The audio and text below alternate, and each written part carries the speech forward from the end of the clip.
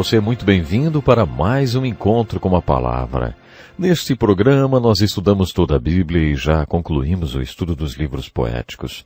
Chegamos agora a uma nova divisão dos livros da Bíblia. Esta parte da Bíblia é considerada a essência do Velho Testamento, principalmente sob a perspectiva do Novo Testamento. No Novo Testamento encontramos uma expressão que coloca esta subdivisão do Velho Testamento em destaque. A expressão é a lei e os profetas. É assim que frequentemente o Novo Testamento se refere ao Velho Testamento. Quando o Novo Testamento se refere ao Velho Testamento, com a expressão a lei e os profetas, ele está nos dizendo que há duas partes importantes no Velho Testamento. A primeira é a lei, os 5 primeiros livros da Bíblia, Gênesis, Êxodo, Levítico, Números e Deuteronômio. A segunda parte essencial do Velho Testamento é chamada os profetas. É essa parte que abordaremos agora aqui no nosso estudo, iniciando com o livro de Isaías. Eu disse no resumo da Bíblia que há 10 tipos de livros na Bíblia. Há 5 tipos no Velho Testamento e 5 tipos no Novo Testamento. No Velho Testamento temos os livros da lei, os livros históricos, os livros poéticos e os livros dos profetas maiores e dos menores. No Novo Testamento temos os 4 evangelhos que são biografias de Jesus, um livro histórico, as cartas de Paulo, as cartas gerais e um livro profético, que é o Apocalipse. No Velho Testamento, entre os livros da lei e os livros proféticos, há 2 tipos de livros, os livros poéticos e os livros históricos. Os livros históricos são compostos pelos livros de Josué até o de Esther. Acabamos de estudar outra divisão que está entre a lei e os profetas, os livros poéticos. Uma das coisas mais importantes a respeito dos livros históricos é que eles nos dão o contexto histórico no qual os profetas viveram e pregaram e muitas vezes sofreram e morreram. Você deve estar lembrado que quando estudamos os livros históricos eu disse que devemos mesclar os profetas nesses livros porque todos eles se encaixam em algum lugar no contexto histórico dos livros históricos. Os escribas e rabis referem-se aos livros poéticos como os escritos, para distingui-los da lei e dos profetas. Os escritos ou os livros poéticos, eles são poesias inspiradas. No entanto, a essência do Velho Testamento são a lei e os profetas. Quando estudamos os 5 primeiros livros da Bíblia, diz que eles são o fundamento da Bíblia. É por isso que estudei tanto os livros da lei. Agora que estudaremos o livro de Isaías e os profetas, devemos ter consciência que também estamos abordando outra parte essencial do Velho Testamento. Encontramos com frequência no Novo Testamento a expressão os profetas. Gosto muito daquele momento dramático quando o apóstolo Paulo, acorrentado, se defende diante do rei Agripa e em um determinado momento levanta suas correntes para o rei e diz: Rei Agripa, crês nos profetas? Eu sei que sim. Quando as Escrituras referem-se aos profetas ou à lei e aos profetas, geralmente está referindo-se aos profetas que escreveram os livros ou a literatura profética. Houve vários profetas, muito importantes, que não escreveram livros. Elias foi um deles. Portanto, quando o Novo Testamento refere-se à lei e os profetas, está se referindo a todos os profetas que viveram e também escreveram livros ou a literatura profética. Agora que estudaremos os profetas, sinto-me como se estivesse apresentando a vocês alguns dos meus amigos, santos amigos, e também meus santos heróis. Há 17 livros proféticos e 16 profetas autores de livros, porque Jeremias escreveu 2 livros. Ele escreveu o livro de Jeremias e Lamentações. Devemos ter uma visão geral desses profetas antes de estudá-los separadamente. É por isso que eu quero fazer uma introdução que eu chamei de perfil de um profeta. Uma das primeiras coisas que devemos fazer é comparar os profetas aos sacerdotes. Nos livros da lei, o líder espiritual é o sacerdote. Seu papel era muito importante porque ele intercedia pelo povo quando o povo pecava. Os sacerdotes também eram muito importantes porque eram os professores do povo de Deus. Eles explicam as Escrituras ao povo de Deus e respondiam às dúvidas sobre os sacrifícios e sacramentos no tabernáculo do Velho Testamento, no deserto e depois no templo de Salomão. O sacerdote já nascia sacerdote porque era um descendente de Levi ou Arão. Várias vezes os sacerdotes se tornaram corruptos e pecadores. Oséias cunhou a expressão, tal sacerdote, tal povo. Muitas vezes, quando o povo tornou-se apóstata e pecador, os sacerdotes eram os líderes nas práticas pecaminosas. Foi por isso que Oséias clamou, tal profeta, tal povo, porque os sacerdotes eram corruptos e pecadores e o povo os seguia. Nesse momento, os profetas apareciam em cena. Os profetas não nasciam profetas. Não, eles recebiam o chamado das maneiras mais diferentes possíveis. 2 ou 3 profetas eram sacerdotes quando foram chamados para ser profetas, mas esses foram exceções. Nos livros históricos vimos que alguns profetas tinham realmente alguma coisa a ver com o rei. Agora outros eram leigos. Amós foi um catador de figo e pastor e recebeu o chamado para ser profeta. A função e ministério de profeta não eram herdados. O sacerdócio, sim. Em resumo, o sacerdócio era o homem que se apresentava a Deus e intercedia pelo povo. O profeta era o homem que vinha da presença de Deus com uma mensagem para o povo. Alguns até diziam, se não tinham problema, não tinham profeta. Os profetas apareciam em cena quando havia problemas. Todos esses profetas, autores de livros, viveram num período de 400 anos, que é o período da história do livro de Juízes. Também durou 400 anos o tempo compreendido entre os livros de Gênesis e Êxodo e também o período entre o Velho e o Novo Testamentos. Os profetas atuaram entre 800 e 400 a.C. Há uma razão para eles terem aparecido neste período da história dos hebreus. O povo era pecador e idólatra, adoravam outros deuses, e o julgamento de Deus estava prestes a vir sobre eles da forma da invasão dos assírios e do cativeiro do Reino do Norte. Esse episódio foi seguido por um período de aproximadamente 100 anos, quando aconteceu a invasão babilônica e o cativeiro do Reino do Sul. A maioria dos profetas precedeu os períodos das invasões e conquistas pela Síria ou pela Babilônia, ou então as pregações deles aconteceram durante esses eventos. Dos 16 profetas, 3 deles ministraram ou pregaram depois desses cativeiros e estão relacionados à restauração e reconstrução posteriores ao retorno do povo de Deus do cativeiro babilônico. A maioria dos profetas precede as conquistas e cativeiros ou ministraram durante eles. Os profetas que precederam o cativeiro assírio do Reino do Norte e o cativeiro babilônico do Reino do Sul pregaram essencialmente essa mensagem. Se vocês tiverem um avivamento espiritual e sinceramente se arrependerem dos seus pecados de idolatria, as invasões e cativeiros assírios e babilônicos não acontecerão. Esses profetas clamaram por um avivamento espiritual e por arrependimento.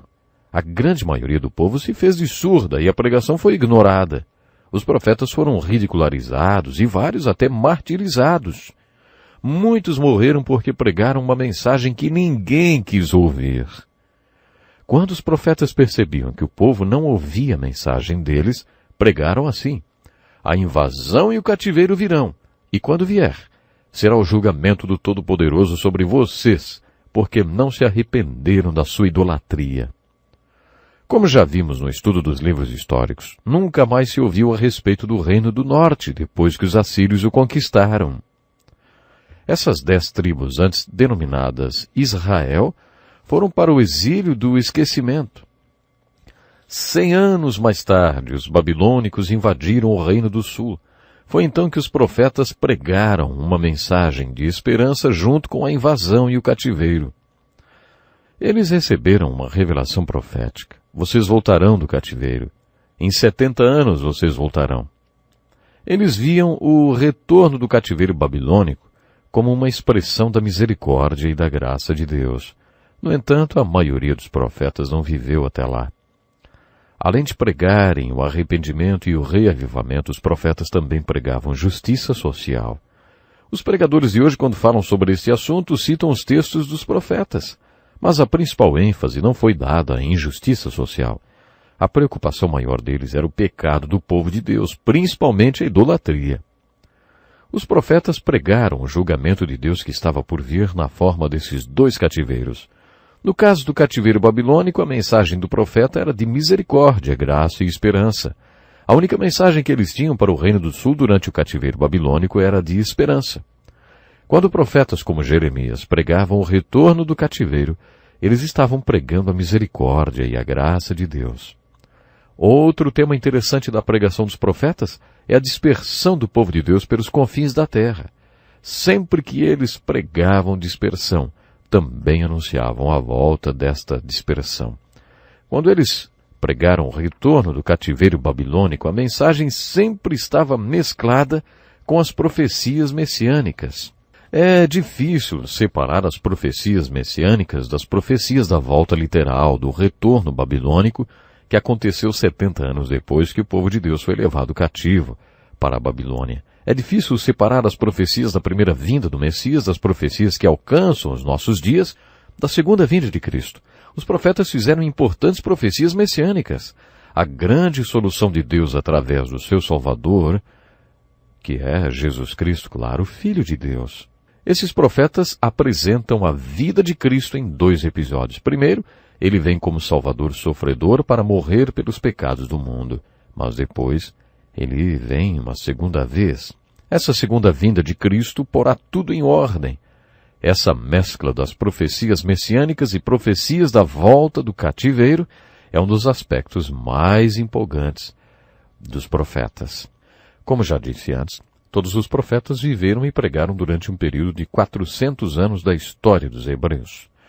Durante esse tempo, o povo passou por dois problemas terríveis: a conquista dos assírios e cativeiro do Reino do Norte e a conquista babilônica e o cativeiro do Reino do Sul. Os profetas abordaram esses dois problemas até o fim do cativeiro babilônico e assim a obra de Deus pôde continuar. A obra de Deus era a formação de um povo temente a Deus através do qual viria um Messias e salvação para todo o mundo. Temos mais uma definição para a palavra profeta. Esta palavra é composta de duas outras que significam ficar diante de e fazer brilhar. O profeta ficava diante da palavra escrita de Deus, e a fazia brilhar para que o povo de Deus a entendesse. Os profetas mostravam ao povo como aplicar a palavra de Deus e os exortava a obedecê-la. Eliseu foi um grande profeta. Nos dias de Eliseu, o povo tinha se afastado de Deus e estava envolvido na adoração a Baal. Por causa dessa idolatria, a obra de Deus saiu dos trilhos. Por isso Deus levantou um profeta. Eliseu combateu a adoração a Baal, que estava bloqueando a obra de Deus até que ela acabasse. Os profetas de Baal foram eliminados e a obra de Deus retomou seu curso. Daniel foi um dos profetas que apareceu para guiar o povo durante o cativeiro da Babilônia. Como o povo de Deus enfrentaria o cativeiro? Vamos supor que o mundo vire de ponta cabeça e uma conspiração internacional conquiste o mundo livre. É só uma suposição, é claro. Mas vamos supor que todos os seguidores de Jesus Cristo fossem mandados para trabalhos forçados nas minas de carvão da Sibéria por 3 anos antes de morrerem. Vamos supor ainda que pusessem cadeados em todas as igrejas, sinagogas e templos, que ser religioso passasse a ser considerado crime e todas as religiões fossem proibidas. Muita gente poderia dizer: Deus não trabalha assim. Deus não trabalha mais. Ele parou de agir. Ele não pode fazer mais nada. As pessoas se esquecem que a igreja nasceu em uma sociedade totalmente controlada pelo Império Romano, que repudiava o cristianismo. Foi assim que a igreja surgiu e ela nunca foi tão forte como nos primeiros 300 anos de sua história, quando vivia na ilegalidade. Deus não deixa de trabalhar quando poderes políticos oprimem o povo. Depois de 70 anos no cativeiro babilônico, o reino do sul, conhecido como Judá, voltou. O povo de Judá foi chamado judeu e teve que passar pelo cativeiro para que Deus construísse sua nação santa. Foi então que Deus levantou um jovem chamado Daniel. Deus levantou Daniel para guiar o povo durante os anos do cativeiro até que ele acabasse. Quando o cativeiro começou, Daniel era um adolescente e ele viveu todo o período de cativeiro. Ezequiel tinha a mesma idade que Daniel e foi para o cativeiro 9 anos depois. Ezequiel foi para o cativeiro com 25 anos e Daniel com 14. Deus levantou esse adolescente como profeta para mostrar ao povo como viver na Babilônia até que saíssem do cativeiro.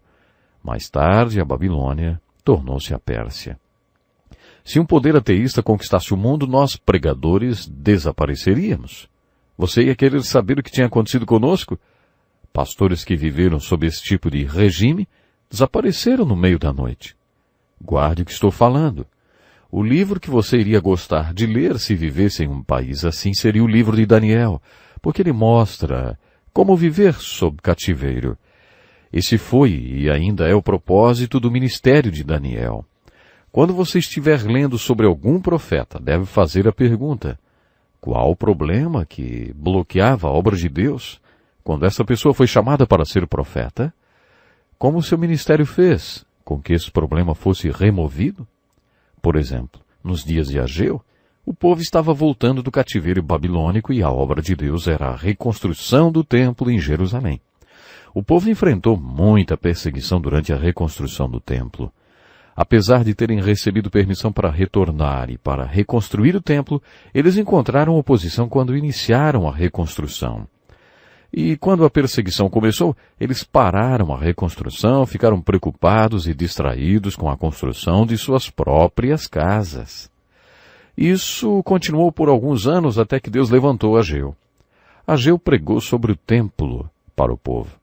Acaso é tempo de vocês morarem em casas de fino acabamento, enquanto a minha casa continua destruída? Ageu exortou o povo a que voltassem ao trabalho e reconstruíssem o templo de Deus. Por causa de sua pregação, o povo parou de construir suas próprias casas. Eles restabeleceram suas prioridades. Eles colocaram Deus e o templo em primeiro lugar e suas próprias casas em segundo. Daí então a obra de Deus retomou seu curso e Ageu saiu de cena. Ageu tinha entrado em cena e colocado a obra de Deus nos trilhos outra vez. Você verá os profetas fazendo esse tipo de trabalho, e isso em toda a literatura profética do Velho Testamento. As epístolas do Novo Testamento têm um padrão semelhante à dos livros proféticos do Velho Testamento. Uma epístola é uma carta escrita por um apóstolo, e a obra de Deus no Novo Testamento é a construção da Igreja de Cristo. Quando surgiam problemas e obstáculos que bloqueavam a obra de Deus, Deus levantava um apóstolo que escrevia uma epístola. Qual é o propósito das epístolas dos apóstolos? Era pregar contra os obstáculos que bloqueavam a construção da igreja até que ele fosse removido e então a obra continuasse. Quando lemos os profetas, devemos nos perguntar: qual o problema bloqueava a obra de Deus e como o ministério desse profeta fez com que o problema fosse removido? Quando lemos as epístolas do Novo Testamento, devemos nos perguntar: qual é a aplicação de todos esses ensinamentos para a minha vida? Deus quer fazer sua obra através do seu povo. Isto é tão verdadeiro hoje como era nos dias dos profetas ou dos apóstolos. Se você acredita que a obra de Deus está sendo bloqueada onde você foi estrategicamente colocado por Deus, ore até que você saiba qual é o problema que está impedindo a obra de Deus. Depois que Deus mostrar a você qual é esse problema, vá para as epístolas dos apóstolos. Observe a coragem dos apóstolos nas epístolas ou dos profetas nos livros proféticos para anunciar a mensagem revelada. Através das mensagens dos profetas e dos apóstolos, você terá revelação para a solução do problema que está bloqueando a obra de Deus onde você vive. Pode ser que Deus queira que você seja o profeta que vai apontar o problema que está bloqueando sua obra para Ele, e que esse objeto que está bloqueando esse problema seja removido e a obra possa continuar. Deus quer trabalhar na sua vida. Será que a obra na sua vida não está sendo bloqueada, por exemplo? Se estiver, você encontrará nos profetas e nos apóstolos o problema que está bloqueando a obra de Deus e a solução para ele. Assim o problema será removido e a obra de Deus na sua vida vai continuar. Os problemas combatidos nas epístolas do Novo Testamento são os mesmos dos livros proféticos do Velho Testamento? Não são os mesmos. Os problemas apontados nos livros proféticos, que podem ser os mesmos que você enfrenta em sua vida ou no lugar em que você vive, não se repetem em outra parte da Bíblia. Eles são apontados apenas nos livros proféticos. Portanto, os problemas combatidos nas epístolas do Novo Testamento não são os mesmos dos livros proféticos no Velho Testamento. Preciso falar um pouco sobre o contexto histórico dos profetas. Quando você estuda a Bíblia, enfrenta o desafio de ter uma visão cronológica da Bíblia. Os livros da Bíblia não estão organizados cronologicamente. Eles estão organizados de acordo com o conteúdo de cada um. Qual é a ordem cronológica dos livros proféticos? Onde os profetas se encaixam nos livros históricos? Em que período da história dos hebreus eles viveram, pregaram, sofreram e morreram? Você terá que descobrir isso. Neste programa você conhecerá mais sobre o contexto histórico dos profetas. Este não é um curso acadêmico e nem eu sou um doutor. Eu não quero sobrecarregar você com dados históricos, principalmente com datas. No entanto, se você quiser saber sobre o que os profetas estão falando e o que vai no coração deles, precisa conhecer alguns fatos históricos. Você tem que saber sobre as duas invasões e dos dois cativeiros. A invasão dos assírios e o cativeiro do Reino do Norte, e a invasão babilônica e o cativeiro do Reino do Sul. Todos os profetas estavam muito preocupados com essas duas invasões e com esses dois cativeiros. Quando os profetas expressam sua preocupação, falam sobre 4 cidades que caíram. Você já ouviu falar no livro A Queda da Bastilha? O seu título em inglês é O Conto de 2 Cidades. Poderíamos chamar essa literatura profética de O Conto de 4 Cidades. Os 2 reinos que invadiram os reinos do norte e do sul tinham capitais. A capital da Síria era Nínive. Os textos proféticos descrevem a queda de Nínive. A sua cidade capital inimiga era a Babilônia. Essas 2 cidades eram importantes e a descrição da queda delas é feita com muitos detalhes. As invasões e os cativeiros que preocuparam os profetas causaram a queda das capitais dos 2 reinos do povo de Deus. A capital do reino do norte era Samaria. A queda de Samaria é descrita nos escritos proféticos. A capital do reino do sul era Jerusalém. O foco principal dos livros proféticos está sobre Jerusalém e o cativeiro do povo de Deus, que aconteceu depois da queda de Jerusalém. É muito importante entender que os livros históricos descrevem a ascensão e queda dos reinos de Israel e de Judá. Os livros poéticos descrevem os anos dourados do reino que o povo de Deus pediu a Samuel. Eles descrevem a ascensão desse reino, mas todos os livros proféticos focalizam a queda desse reino. Todos os profetas autores que viveram nesses 400 anos de história dos hebreus pregaram durante os anos negros, quando o reino do norte, Israel, e o reino do sul, Judá, foram conquistados e escravizados. Estamos terminando, mas procure conhecer mais sobre cada um dos profetas. Os profetas vão ensinar a você algo muito interessante. E se prepare também para ser usado por Deus. Pense nisso e até o nosso próximo programa. Este é um estudo escrito pelo Dr. Dick Woodward, na voz do pastor Edson Bruno. Até o nosso próximo encontro com a palavra.